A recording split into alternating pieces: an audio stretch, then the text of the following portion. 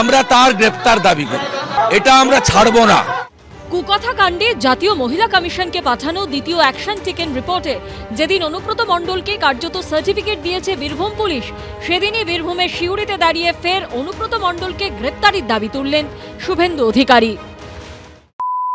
কথা বলেছি তোর মাকে হচ্ছে রে বউকে।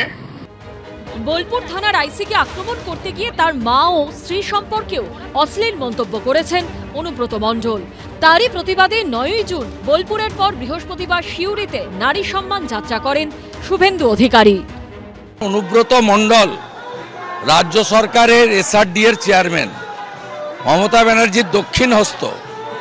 তিনি যে ভাষায় বোলপুরের আইসি এবং মাকে বলেছেন, এটা সামগ্রিকভাবে বাংলার নারী সমাজের লাঞ্ছনা, অপমান এবং নারী সমাজের প্রতি এই ভাষা মুখে প্রকাশ করা কানে শোনা দায়।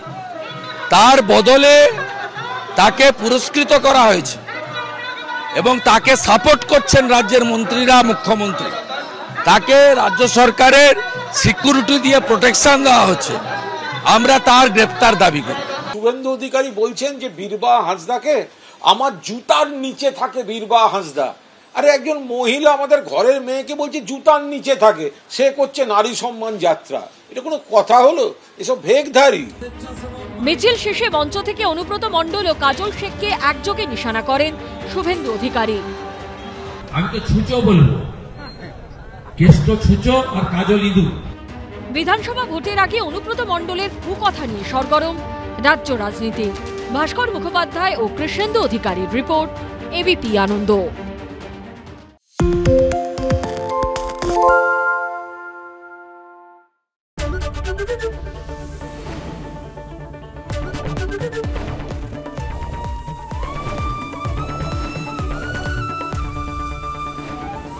এবিপি আনন্দ, এগিয়ে থাকে, এগিয়ে রাখে।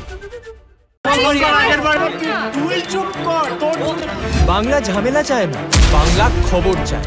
বাংলা খবর, বাংলার খবর।